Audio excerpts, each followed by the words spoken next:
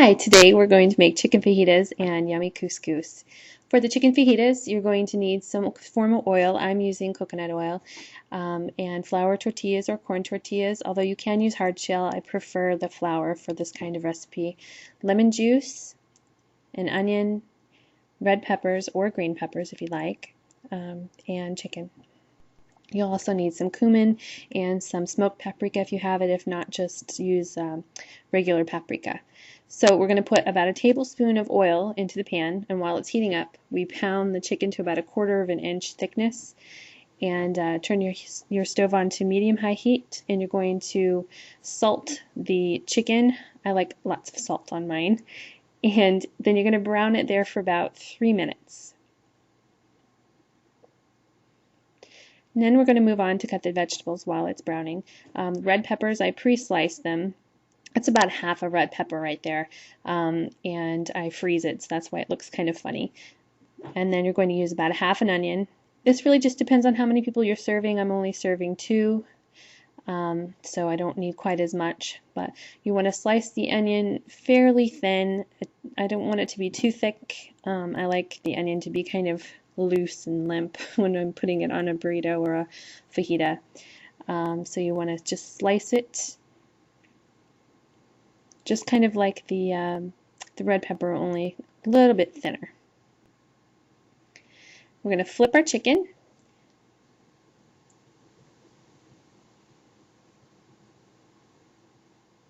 And then after we flip it, what I usually do to save a bit of time and to save me some cleaning, I add the onions and red peppers directly on top of it or around the chicken.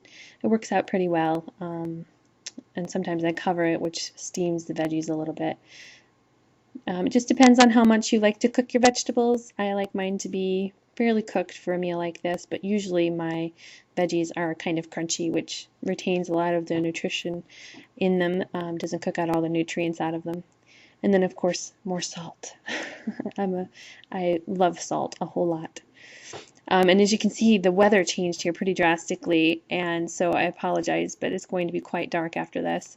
So we're going to use cumin and the smoked paprika, like I said. I use about a teaspoon of the cumin. You can add more if you like cumin a lot. And smoked paprika is quite strong, so I only add probably 1/4 of a teaspoon, if that, because it really adds a lot of flavor. So while we're waiting for the chicken and the veggies to go, we're going to start warming up the tortillas.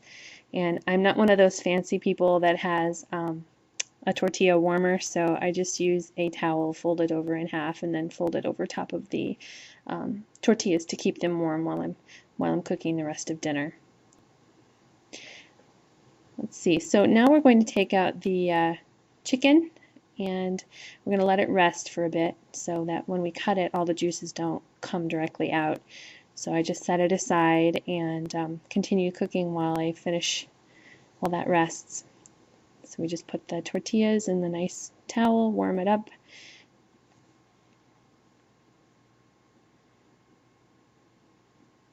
And then while I'm waiting for some more, I'm going to grate some cheese. I don't use bagged cheese simply because they add preservatives to it and anti-caking agents. So here I'm using some cheddar and some mozzarella cheese for topping.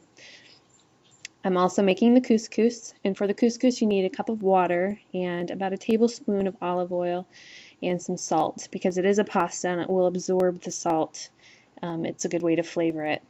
And then you put it on to boil, and as soon as it boils, you're going to put the couscous, a cup of couscous, into the pot. Just take it off the heat after that and cover the lid. It's pretty easy.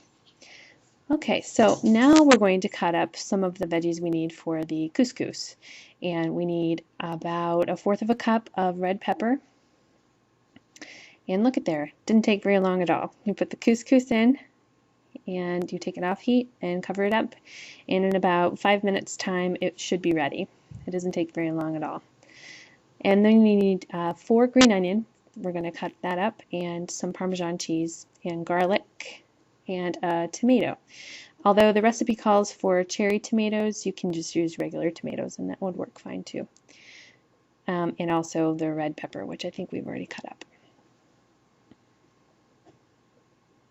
So we're going to start with the green onions and cut off the hairy white end. And you just slice them pretty thin. They don't have to be big chunks. You just want them to be pretty standard. And then we're going to cut up the 1/4 of a cup of red peppers the same way. And the tomato, we want the tomato, the size really doesn't make a huge difference since it's supposed to be cherry tomatoes. I just tend to cut mine the same size as I would cut for salsa.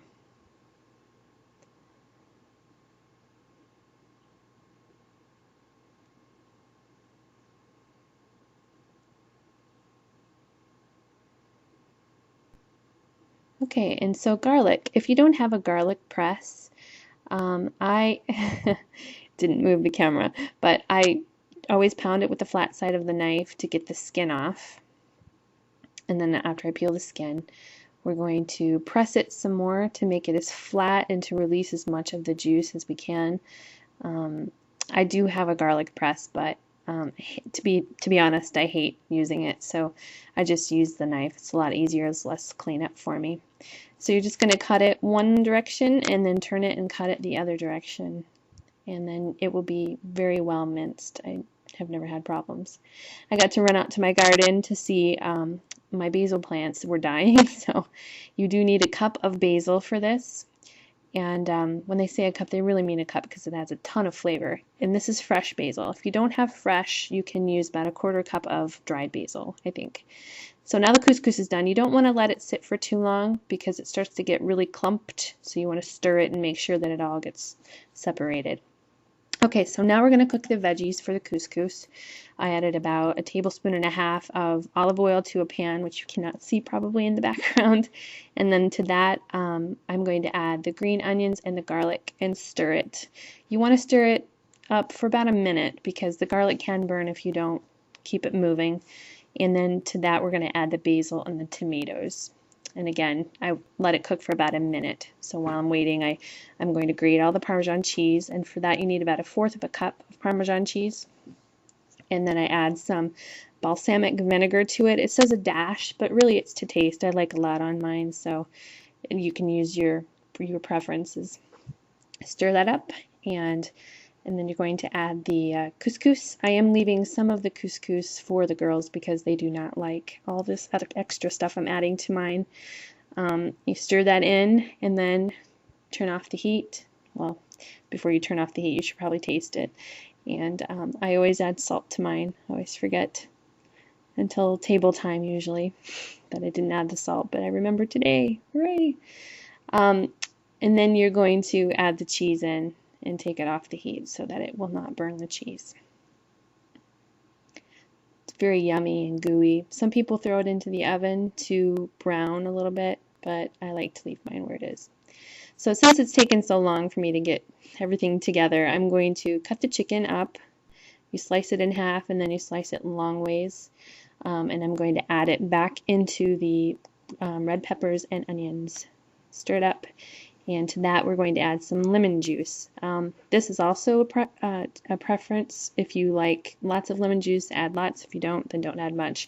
I think here I'm adding about 1 tablespoon because it really gives it a good zing, and you don't have to add a lot of salt to it because of the zing, although I still add a lot of salt because I like salt. And that's it. It's pretty easy to do. It turned out really, really yummy. I add to mine spinach and sour cream, and I do have salsa and added the tomatoes. It was very good. Thanks for watching.